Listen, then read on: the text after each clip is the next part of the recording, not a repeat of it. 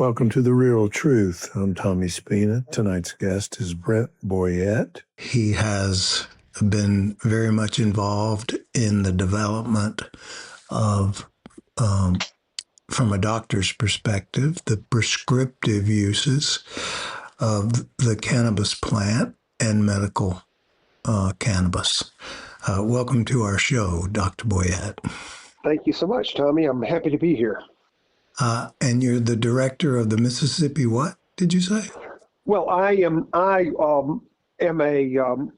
addiction medicine specialist for North Mississippi Medical Center's Neuroscience Institute. So we're all things neurosurgery, neurology, medical pain management, and addiction medicine and neurosurgery. So we're all together in that group, and so I'm there with my partner, Dr. Drew Blackstock, in Tupelo, Mississippi, and we have a clinic opening here in Hamilton, Alabama as well. So we have 2 locations. And how long have you been doing that?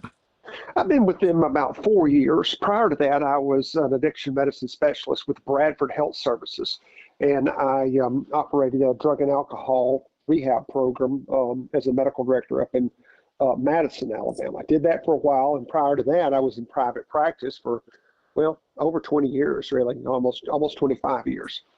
And so I live in Hamilton, Alabama, and, I really kind of came to addiction medicine kind of through the scenic route, if you will. I started out as a dentist and finished dental school from UAB in 1994, and then went straight into medical school, went to osteopathic medical school out in Kansas City, Missouri, and I finished that in 98, and I did a residency program through the University of Mississippi, and I came back and did a combination practice of mainly primary care and dentistry, and just was astonished by the amount of addiction that I found when I moved back to Northwest Alabama, and in those days it was right around the turn of the millennium, and opioids were in full swing, and it was a major problem. And so that's really kind of how I got interested in addiction, and subsequently as interested in cannabis. I do medical pain management, and I do addiction medicine at the Neuroscience Institute. So that's kind of what we do. You're also the author of 2 books. One, I presume, comes from the early part of your career, Healing or Harming: The Biochemical Consequences of Controlled Substance Medications, focusing on abuses, I suppose, and the harms that can be derived from opioids and benzos. And you also have recently, I don't know how recent, but have written a book, Cannabinology. Cannabinology, yeah, that's a word that I kind of made up, but it's the study of the cannabinoid system, or the endocannabinoid system of the body, and how these drugs interact with us.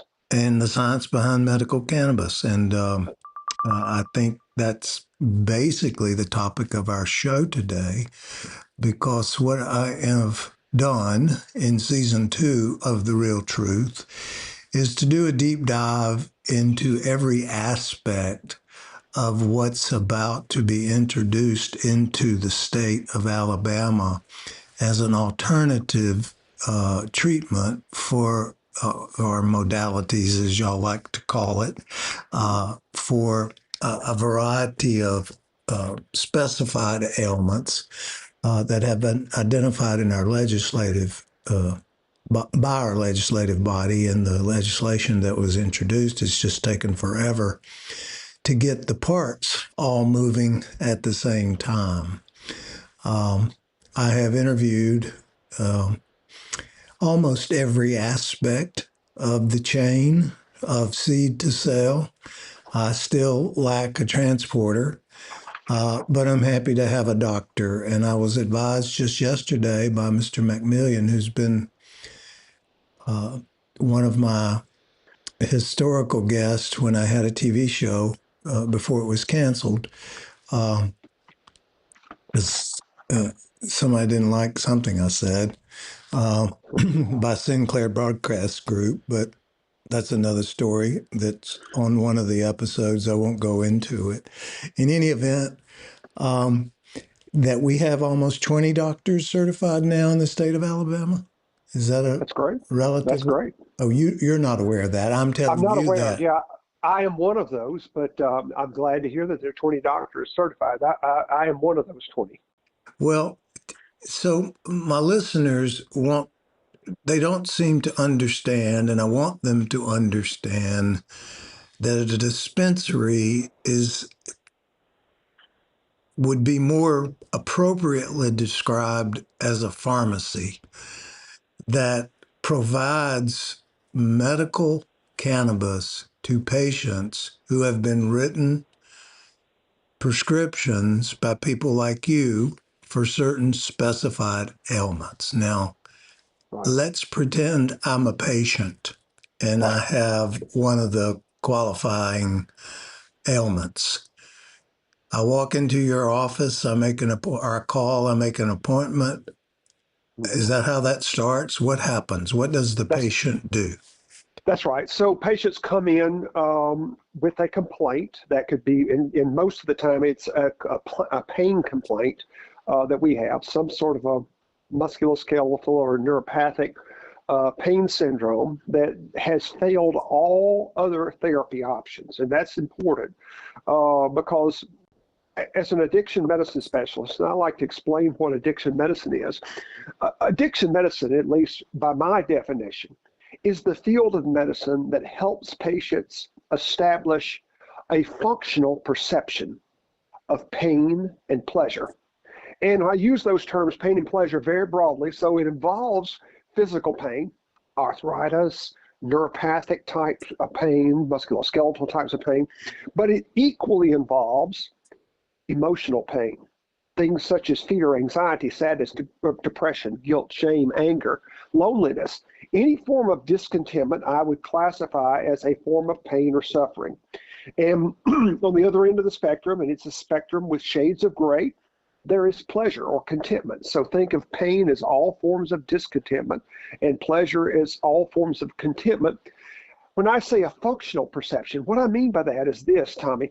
When it's time to hurt, when it's time to suffer, we all need to suffer. That's important. Pain is a protective mechanism, and it protects our lives from harm.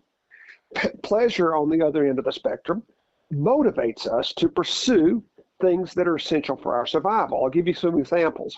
Our bodies are made up of over 60% water.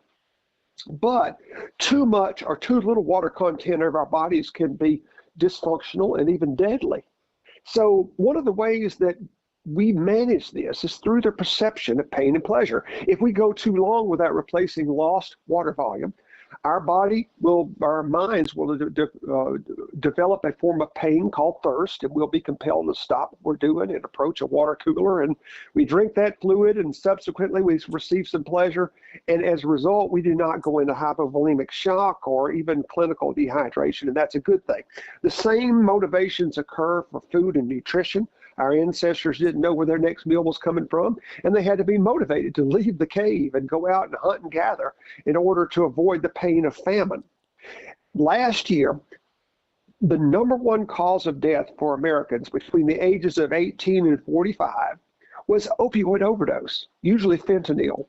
What happens when a person overdoses on a drug like fentanyl is they take a psychiatric drug that tricks their consciousness into such a state of pleasure or contentment that they don't feel the harm of anything, not even the lack of oxygen and the buildup of carbon dioxide, which under ordinary sober circumstances is a painful condition that compels us to take our next breath. So in a very real sense, an opioid overdose is death by pleasure.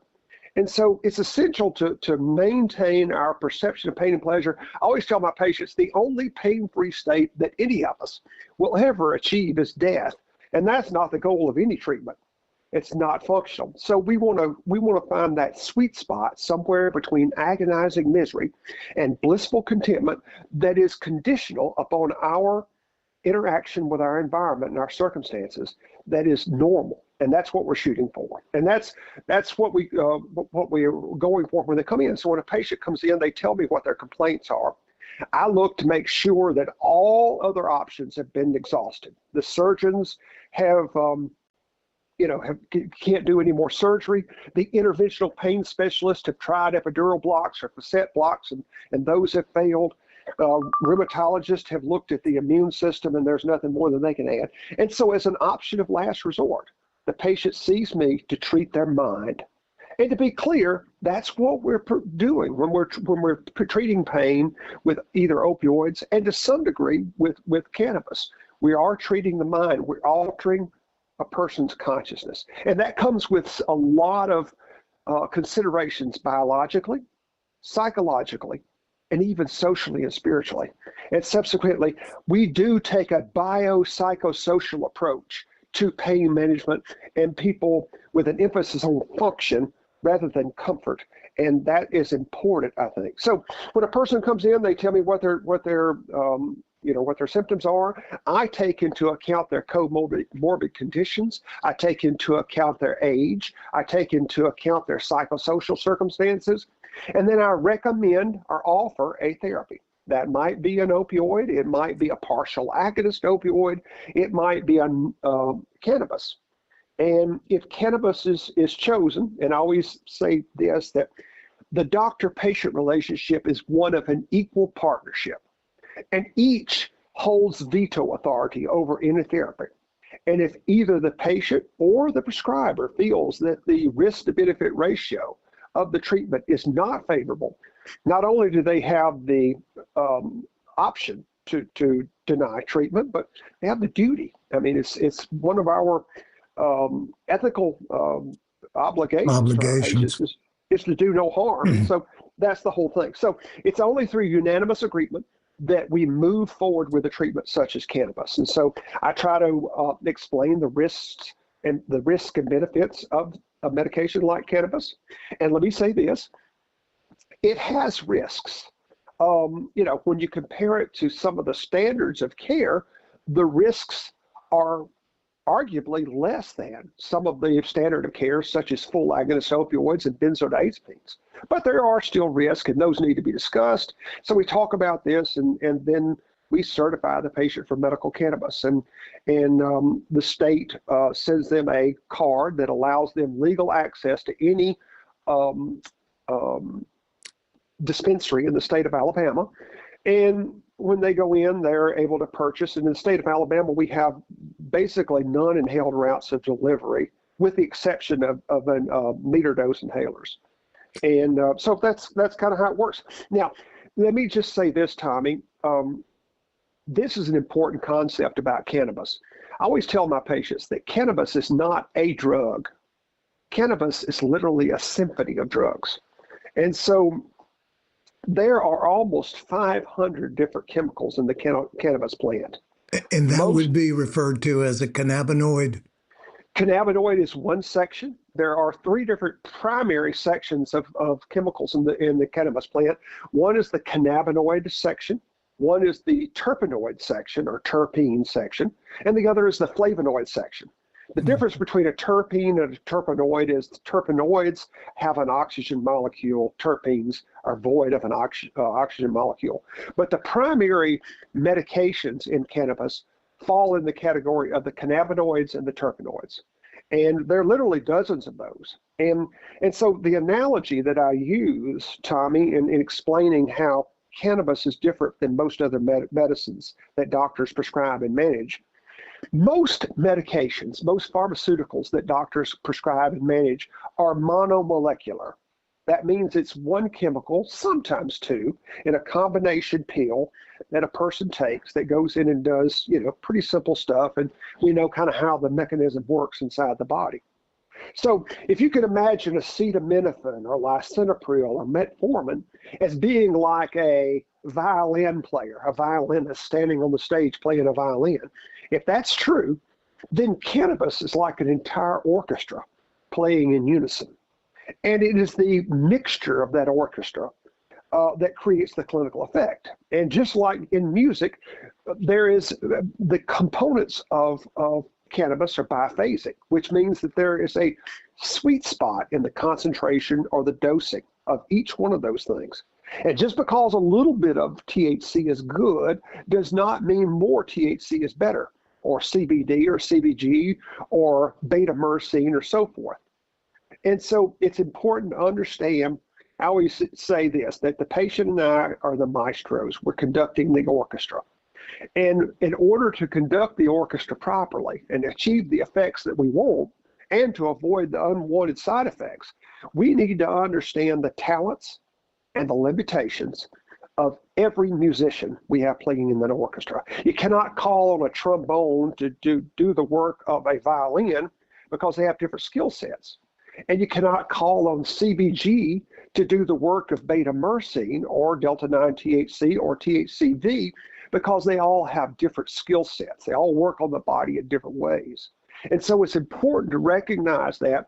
And the only way to manage medical cannabis as a medicine is to know the chemical content of the products that a person is using. And that's really important. And I hope the state of Alabama is very proactive about publishing the content analysis of all products sold so that the patient and the doctor can manage the cannabis in a therapeutic and healing way to maximize the clinical benefit while at the same time minimizing unwanted side effects.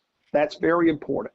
Having previously interviewed a cultivator, a processor, and the laboratory Yep. people, are they aware? They would have to be, maybe not with the degree of aptitude that you might have, of what they're cultivating is producing and what's being processed from what's being cultivated and what the laboratory is measuring and identifying as what is contained in what was cultivated and processed. Are they aware of what specifically a person like the doctor is looking for in terms of those combinations of flavonoids, cannabinoids, and THC to some degree so that they're able to produce something that's functional to I certainly treat? hope so. Well, I would Yeah, I hope so. certainly hope so. Yeah. You have no role in that. No, I don't really have a role in that. You know, in the state of Mississippi, we've had medical cannabis in usage for a little over 2 years now. And I honestly would, if I had to criticize the program, I would say that the content analysis of the products being sold are not consistently available to the patient or to the prescriber. And that's a bit of a frustration and one that I hope that the state of Mississippi can correct pretty quickly. Because if you don't know the content analysis, if you don't know the cannabinoid, the terpenoid entourage, then it's really mystery medicine. You don't know how to manage it. Let me tell you this, Tommy.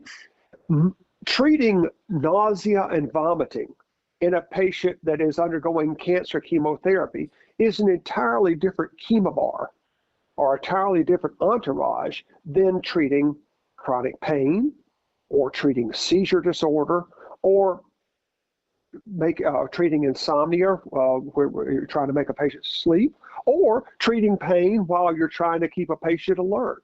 So it's that combination of cannabinoids and terpenoids primarily that allows us to target certain symptoms while avoiding certain side effects. An example is this. Let me give you an example.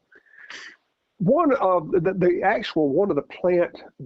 cannabis plant produces tetrahydrocannabinolic acid. And it is through the process of decarboxylation that a CO2, when you heat it up, burn it and or cook it or whatever, through what I call time, temperature, and light exposure, delta-9 THCA will decarboxylate and sling off a CO2 group, forming delta-9 THC.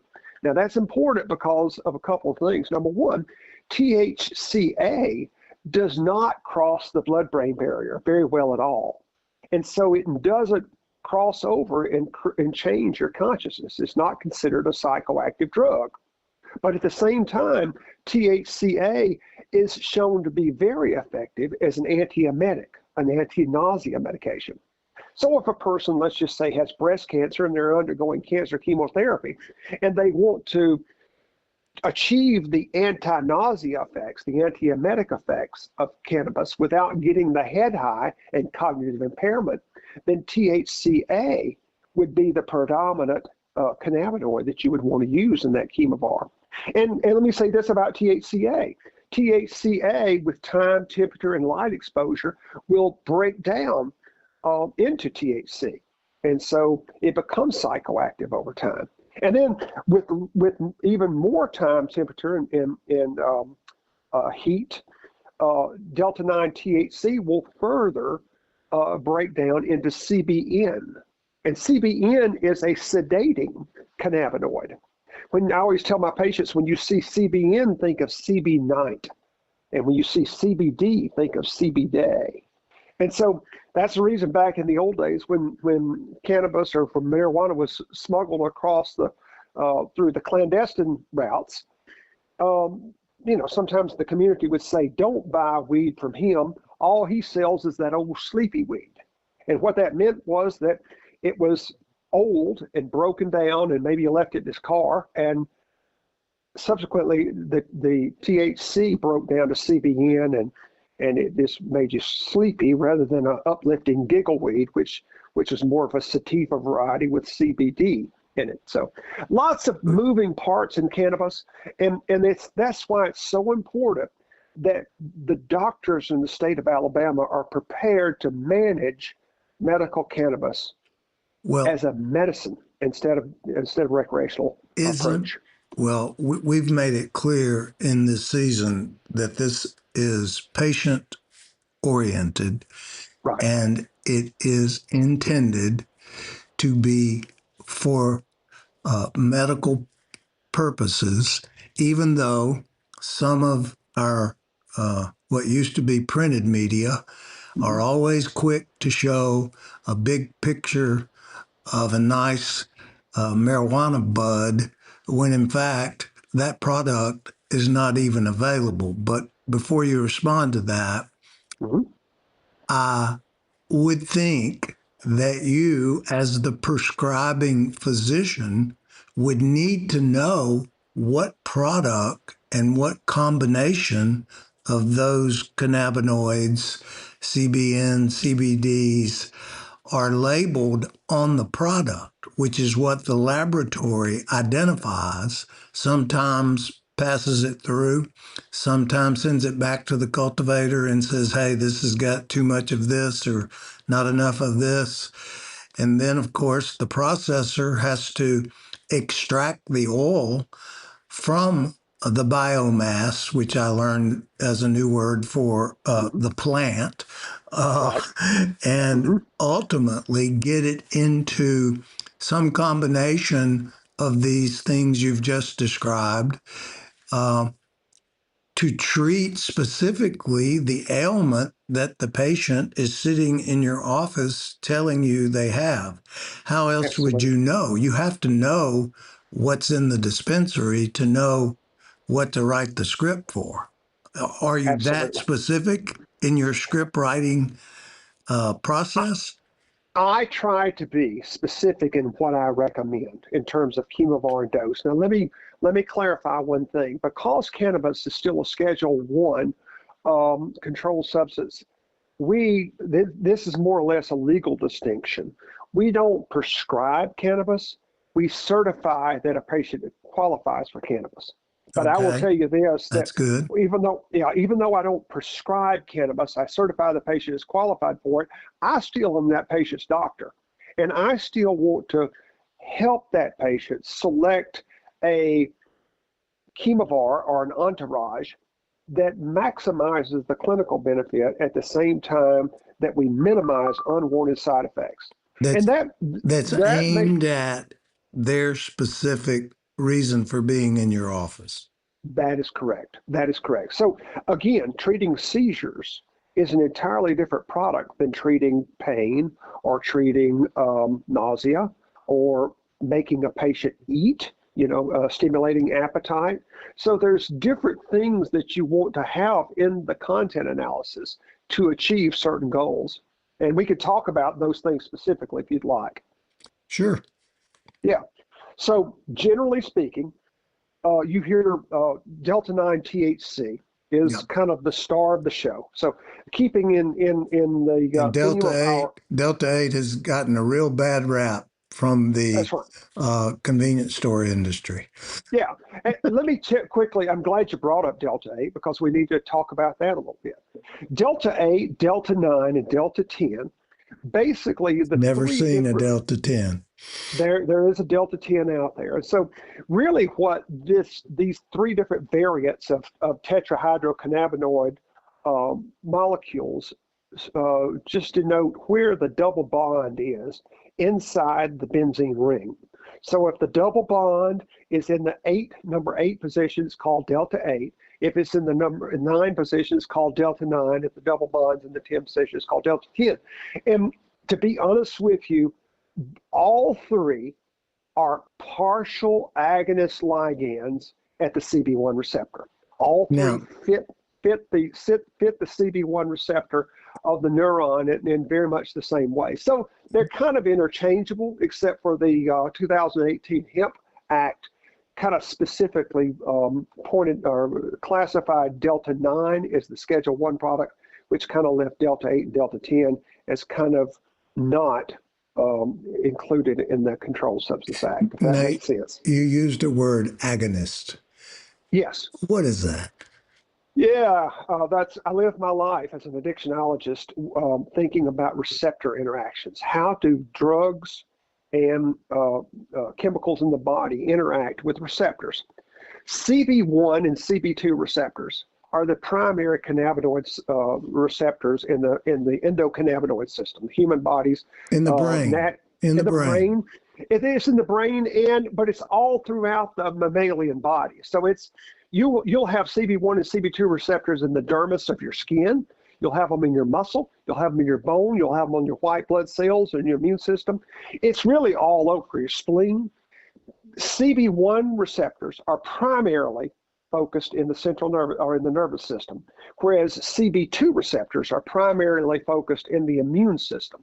But there is crossover, both of them. The central nervous system has CB2 receptors, and the immune system has CB1 receptors. So when I say an agonist, really in the case of Delta 9 THC, it's a partial agonist, which means that it fits the receptor, but not perfectly. And so when it fits into the CB1 receptor, it activates it, but not as powerfully as a full agonist would.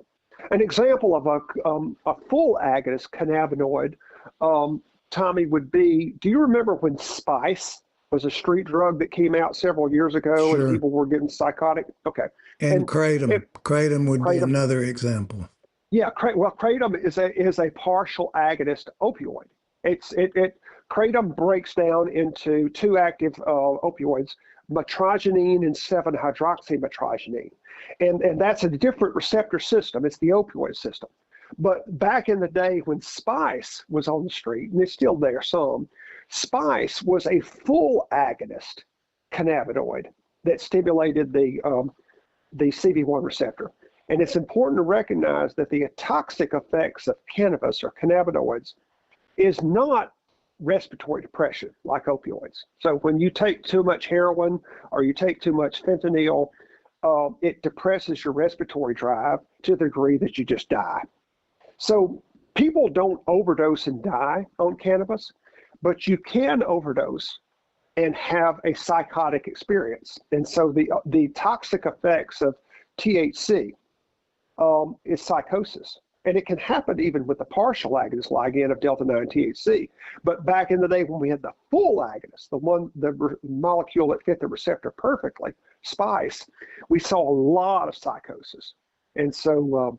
and when you say psychosis, we're talking about paranoia, anxiety, and then if it gets bad enough, hallucinations. And so if anybody's ever overdosed on an edible, in fact, the number one reason that people have to go to the emergency room with with cannabis overdoses through edibles. And the reason for that is it has a very slow onset of action. It can take up to 90 minutes before an edible kicks in. And so what happens is a person eats a gummy and they say, this has nothing in it, it's not working, and they'll eat another one or whatever. And then, 2 hours later, it hits you like a freight train. And it happens a lot. As a matter of fact, in young individuals, we're seeing this across the United States. Cannabis has been bred for stronger and stronger THC levels and lower CBD levels. It's called the THC to CBD ratio, and that's very important. What should it be? Well, it depends on what you're going for. CBD, cannabidiol, is a negative allosteric modulator at the CB1 receptor site. So what that means is this. Imagine delta 9 THC activates the receptor. So imagine that the receptor is like a trumpet and delta 9 THC blows the trumpet. If that's true, then CBD is somewhat like putting a mute in the end of the trumpet. If you put a mute in the trumpet, it changes the volume, it changes the character of the sound, but it does not completely eliminate the sound. So if a person wants to filter out, mitigate, attenuate some of the signal transmission of the THC, then you add CBD. And so that's the reason why sativas, one of the reasons why sativa varieties cause less of a head high and less of a couch lock is because the THC is buffered with CBD. And so sometimes if I'm treating pain during the daytime and I want the patient to be active and cognitively intact, then I will add CBD to the THC in a 2-to-1, 4-to-1, even a 10-to-1 ratio, and add more CBD, which blocks some of the signal transmitting effects of the THC. And it also blocks some of the psychotic effects too. So it blocks, has kind of antipsychotic effects if you could add more CBD to the entourage. And so all of these things are important in managing cannabis. When you were talking about the edible not kicking in for some time, and so someone might say, "Oh, I think it's not working. I'll try another." Right. It reminded me of my my younger days, which was long ago, of the martini effect. That's right. That first martini tastes great, that you say, I think I'll have another.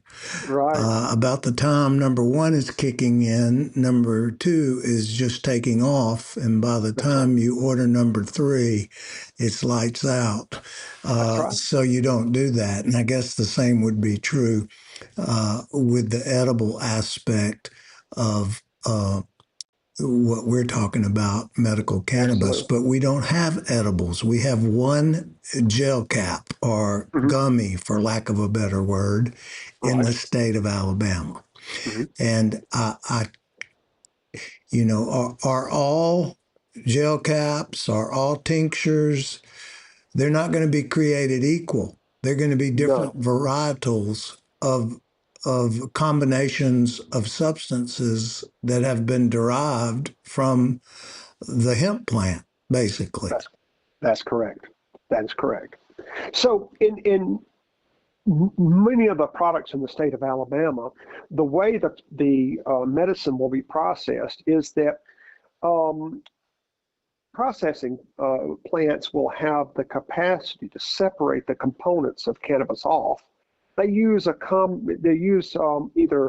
butane extraction techniques or CO2 extraction techniques. And so basically they are able to use temperature and so forth to boil off certain molecules from the cannabis plant. So these processing plants will have this capacity that they'll be able to isolate pure CBD and pure CBN and CBG and pure delta 9 THC and so forth. They'll be able to extract those cannabinoids and terpenoids and isolate them, and then add them back in the proper ratios in the products that they want. And that's when you get real control over your pharmacological effect, when you can do it that way. Because to be frank with you, with flower, you get what the female plant gives you, and these are all the pharmacological effect comes from the unfertilized female flower. No Yes, males we involved. we Yeah, learned that from the cultivator yeah, that's it. who plays music to his plants. Absolutely. Yeah, good. They're all female plants. And so an unfertilized female plant, street terms are things like sensimilia, which means without seed, Hmm. or ganja, which is an Indian word, which means unfertilized female flower. So when they're fertilized, they use their cannabinoids and terpenoids to make seeds. But when the girls are not fertilized, they extrude the cannabinoids and terpenoids and flavonoids in the trichome, and that can be harvested and used pharmacologically. And so that's the reason why um, in the cannabis plant, these processing places will be probably extracting the components and isolating them into pure CBD, CBG, CBC, THCV, THCA, and then using those components intentionally with the proper ratios to achieve the clinical effects that they want. And that's when it becomes medicine. Because the plant itself, it's first of all genetics. Genetic variability leads to unpredictable um, chemical content. But even if you use genetic clones, and they're often using genetic clones in cannabis growing processes, but even if you do that, the growing conditions of the plant matter. So plants that are exposed to more sunlight may have a different chemical content than those exposed to less. Those that are exposed to more water maybe will be less. Different soil content, different hydroponics. There's so many different variables in the cannabis plant that predicting a entourage just based upon growing is virtually impossible to really nail it down. That's the reason why these street terms like ACDC and sour diesel and Charlotte's Web, in a very real sense, this nomenclature is meaningless because there's no guarantee that sour diesel in one place is the same content as sour diesel in another place. So it's important that you have the content analysis of your product and you know what the ratios of the different cannabinoids and different terpenoids are so that you can really dial it in and create a predictable clinical effect. So it's a bit like food. You need to read your labels. So true. I would think if I were your patient and you Hmm. had given me a card for a Yep, specific ailment that you that's right. thought would be appropriately dosed with medical cannabis. Right. If it were me, I would go to the dispensary, acquire whatever they had available. I would like you to then follow up with me and see Right. what it is I was given to be able to see if it fits what you wanted it to fit. That's exactly right. That's exactly right. And Does that's that what we happen do. in your world? It absolutely does happen. We ask the patients to bring the content analysis of their products to each visit for discussion. That's And great. so, a person, let's just say that we have a spinal cord patient, a quadriplegic or paraplegic that has muscle spasms, and you want to treat those muscle spasms. Well, there is a very powerful muscle relaxer that is a terpenoid in cannabis called beta-myrcene. Beta-myrcene is a muscle relaxer and can be a very therapeutic muscle relaxer for people that are having muscle spasms. But one man's therapy is another man's side effect. And so with muscle relaxation comes couch lock. So if you have a person who's a pain patient or something like that that just wants to go to work during the day, then you want to remove the beta-myrcene because couch lock effect is, you're not asleep, but you just don't feel like you can move. You just, the famous Cheech and Chong scene where you're just sitting on the couch and you're just sitting there. So it's important to recognize that one terpene or cannabinoid might be a therapy for one patient and be a side effect for another patient. It's not a one size fits all. Far from it. Far from it. So the word flavonoid, Uh-huh. you passed over that. Tell And me I'll, where yeah, that fits in. the reason I passed over that is because we probably um, don't know as much about the pharmacology of flavonoids as we do the cannabinoids and terpenoids. And I'll be honest with you, think about this. Um, most, for the last 60 or 70 years, cannabis has been locked up in a vault of prohibition in the United States. So having access to do good clinical research has been very difficult in the past 56 years, really since 1970 Controlled Substance Act was enacted.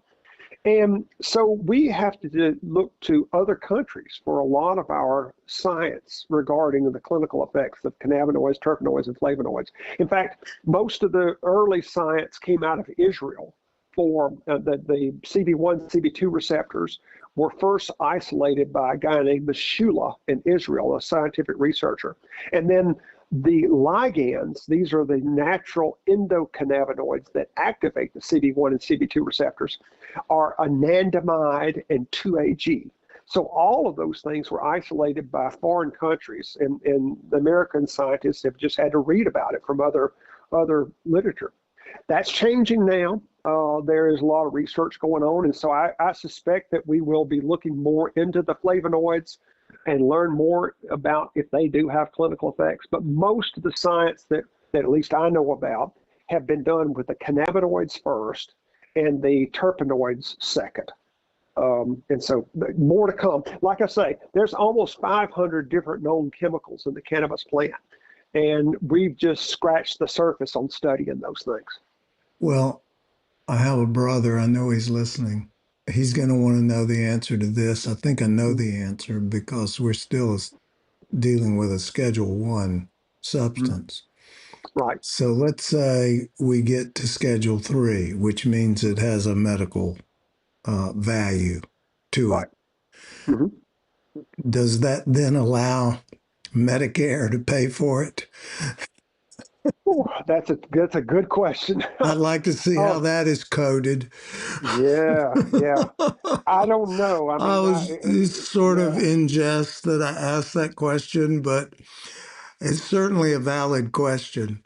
it Um, is. It is. I think it's a valid medicine if it's treated properly. And I will tell you that it's just important. That's the reason why I'm so passionate about being on this discussion with you. As we roll out cannabis in the state of Alabama, how we do it will make all the difference in the world. Doctors need to learn the endocannabinoid system. We mentioned the CB1, the CB2 receptors. It's a complex system in the human body, and medical schools don't really teach it very much. well, they may Um, start. They may they start. should, and I think they will. I think there is some effort to add that to the curriculum. But um, I think some of the understanding, I think some of the revenue generated to the state is earmarked for research and development, I if I think you're right. recall. I think it's 30% of the tax revenue will go for research and development, which is obviously, I think, a very good thing because we need to learn more about it. Um, there is a lot to learn about the endocannabinoid system of the human body. Even the skin, even the dermis has TRPV1 receptors, CB1, CB2 receptors. Well, we In have the derm, topicals we allowed in do. Alabama. And I will tell you, don't underestimate the therapeutic potential of topical cannabis. I have found it to be surprisingly effective for a variety of different types of things, everything from eczema, um, which is an inflammatory process of the skin. It's important to understand that CBD, CBG, THC, many of the cannabinoids are anti-inflammatory molecules, and they block inflammation by blocking prostaglandins.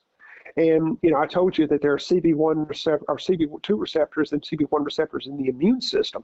So it's a not only does it modulate the nervous system, but it modulates the immune system. It helps maintain a homeostatic balance in inflammation.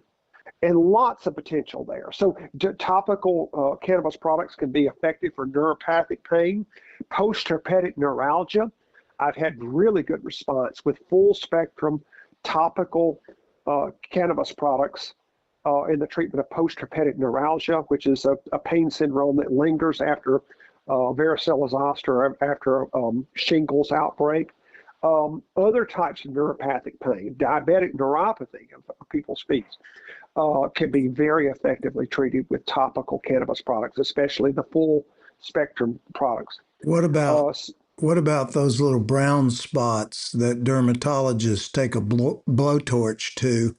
Uh, yeah, I don't know about those. I don't know that there could be anti-pigmentation things into it. I don't know about them, but I will say this, that itching, contact dermatitis, poison ivy, can be very effectively treated with topical cannabis products. So yeah, I think there's a lot of potential. I think there's a lot of potential in dermatology. I think even in rheumatology and those kinds of things, we know that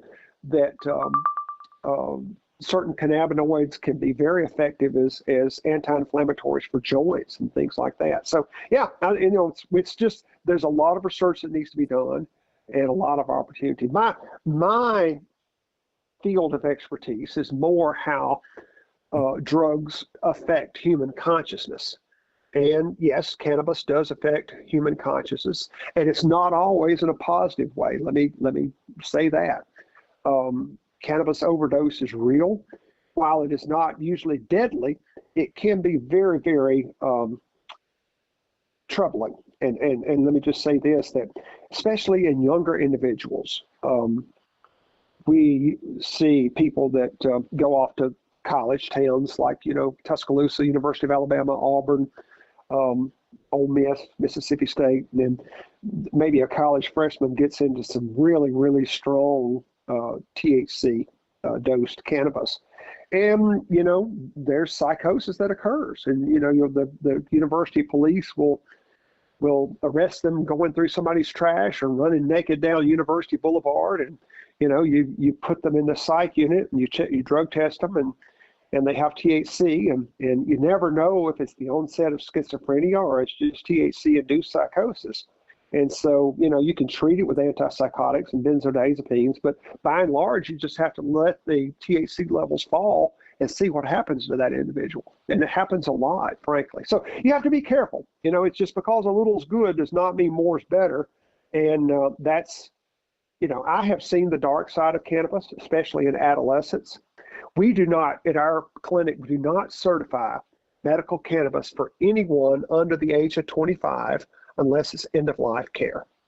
And it's just to protect that developing brain as it is developing. I do think that the endocannabinoid system plays a huge role in brain development and should be an option of last resort for anybody under the age of 25. And even with those people that are treating seizures, you need to minimize the amount of delta-9 THC in those individuals. So we do that. Our patients come in to us, they sign a treatment agreement, and basically it's a contingency management approach. We say, in effect, that we will certify you for medical cannabis contingent upon certain conditions. And those conditions include polypharmacy, and this is a big one. We check the PDMP, that is the prescription drug monitoring program, with each visit of our cannabis patients. And patients are prohibited from taking other controlled substances without our prior authorization, according to the terms of the treatment agreement. For instance, if a college student is getting, let's just say a 25-year-old college student is getting medical cannabis from one doctor, and then getting Adderall, an ADHD medication, or Vyvanse or Ritalin from another doctor, that's not a healthy combination. These things are oppositional to each other. They oppose each other, and they can actually cause damage to the receptor system of the brain. And subsequently, our patients are prohibited from that. You cannot go to a psychiatrist and get an amphetamine salt and add that to delta-9 THC. The chemistry is not good. It's damaging to the brain. Same thing's true with things like benzodiazepines and things like this. You have to be very careful about mixing these medications, not only because of the concern of respiratory depression, but also due to the long-term effects on receptor dynamics. And that's kind of where I live my career, is in receptor dynamics. I want to protect my patients' dopamine receptors, opioid receptors, cannabinoid receptors, because I know that overstimulating these things can damage them, destroy them, and create a reciprocal rebound effect with tremendous unintended consequences. And I see it all the time as an addiction doctor. Well, I think we need to wrap up at this point, but as I see it, this is a ongoing process that will probably be adapted to whatever obstacles present themselves along the way, to try to overcome those obstacles and still be able to provide to the patient the medical cannabis that they need for treatment for their ailment. That's the way I see it. I appreciate you taking the time to be with me. I would like to let the program get up and running for a little bit and maybe revisit with you, if that's Absolutely. okay with you, after we have seen some trial and error, which there's going to be that for sure. So if you would be willing to, I'd love to have you back at some point in the future. I'd be honored to come back on. Thank you. Well, thank you for your time. And as we always say when we close our show, this is The Real Truth. Thank you for joining me today on The Real Truth. My name is Tommy Spina. I hope you enjoyed today's conversation. I hope you will follow or subscribe to my podcast and listen in to the next episode. If you found it valuable, please take a moment to rate it and review it. It helps us to reach more listeners that care about the issues that matter. Share it with a friend. Stay engaged and remember, the truth matters. I'll see you next time.